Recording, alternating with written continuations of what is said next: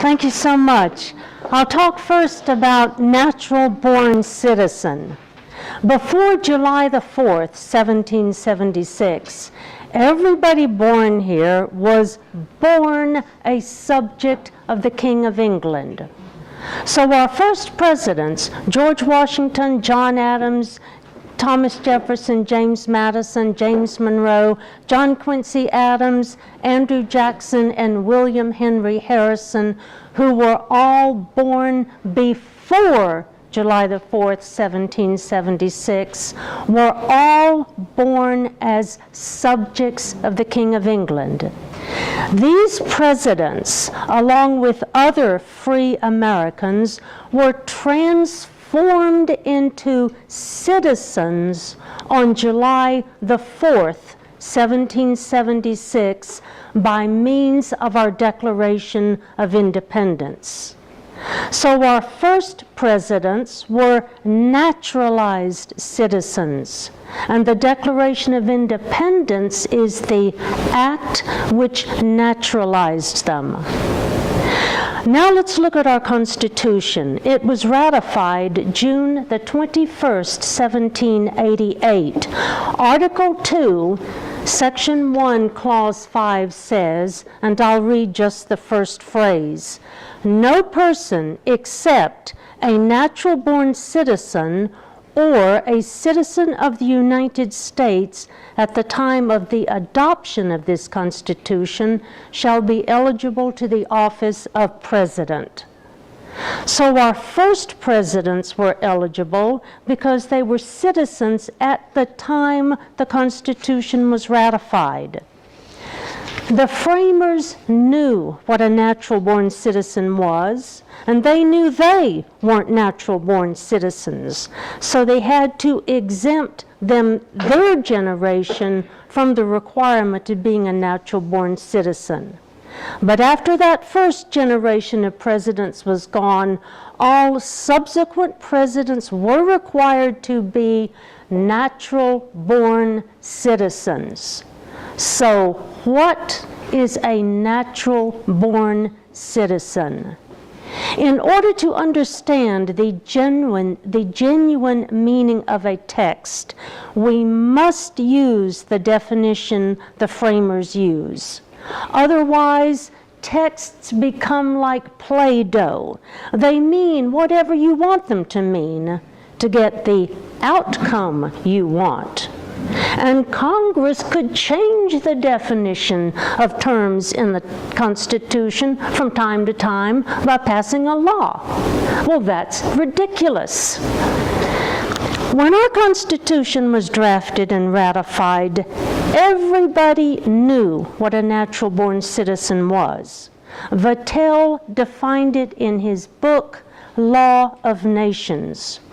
And we know from correspondence from Benjamin Franklin and other sources that the delegates to the Convention of 1787, where this was drafted, relied on Vattel's book.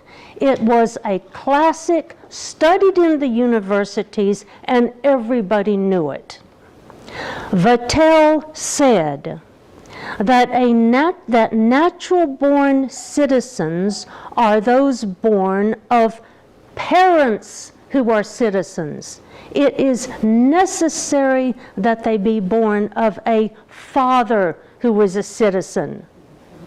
He goes on to say that the place of birth is not significant because it is our extraction, who our parents were, which gives us our rights as natural-born citizens.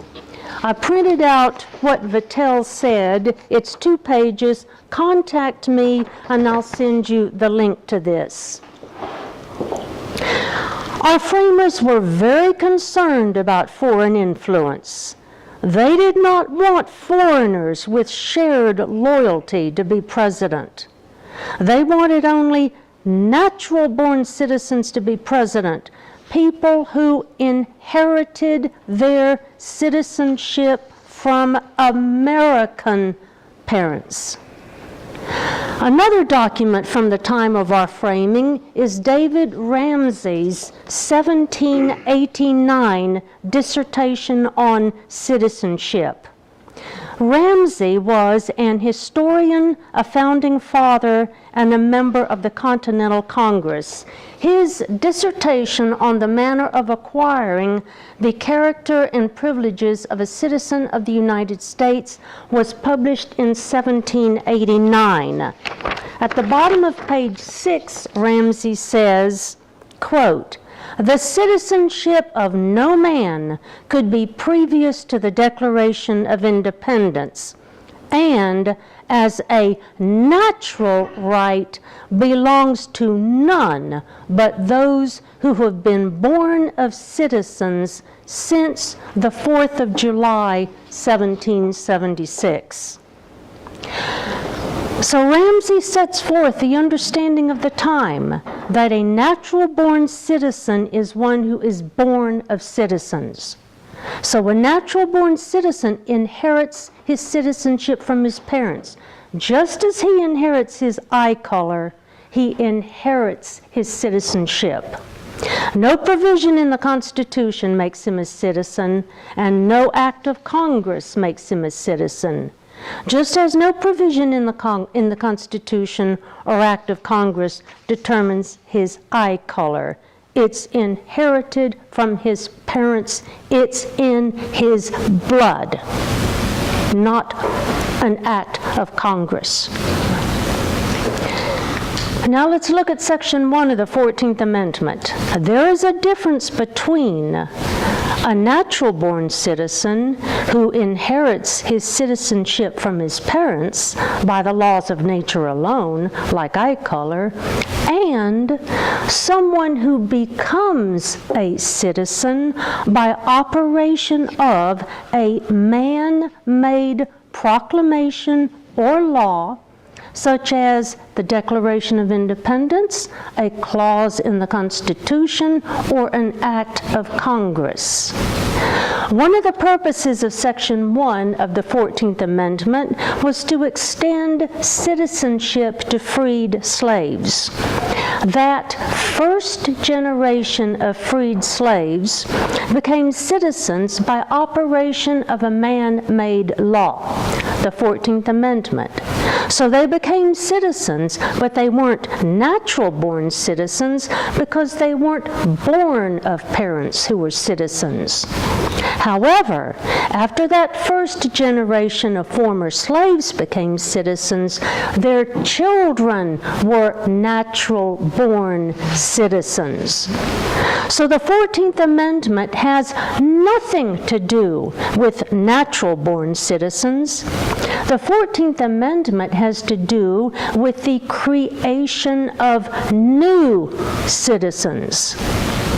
Under some people's misreadings of the 14th Amendment, anyone born here is eligible to be president, including babies born to Islamic terrorists. Our framers didn't want that. They wanted only people who were born of parents who were already American citizens to be eligible to be president. And supposedly we would have standards for determining who qualified to be a citizen. And now a few words about Marco Rubio and Ted Cruz. Marco Rubio was born in the United States of parents who were Cuban nationals. They were lawful residents of the They were lawful residents who were subject to the jurisdiction of the United States, but they weren't U.S. citizens when Marco was born. So Marco is not a natural-born citizen. Marco is a naturalized citizen because his citizenship is by operation of a man-made law. Section 1 of the 14th Amendment If it weren't for Section 1 of the 14th Amendment or some other man-made act of Congress, Marco would have been born a resident alien. He would have been born with the same status of his parents. Ted Cruz was born in Canada of a father who was a Cuban national or a Canadian citizen and an American-born mother whose status at the time Ted was born is not clear. But her status doesn't matter. The father is the one who counts. Now, at the time of the framing of our Constitution, the doctrine of coverture was in effect.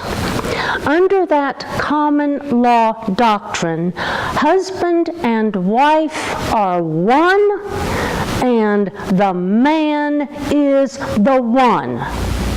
The woman's legal identity was subsumed into that of her husband's. As a holdover from this, married women still sometimes refer to themselves as Mrs. John Smith.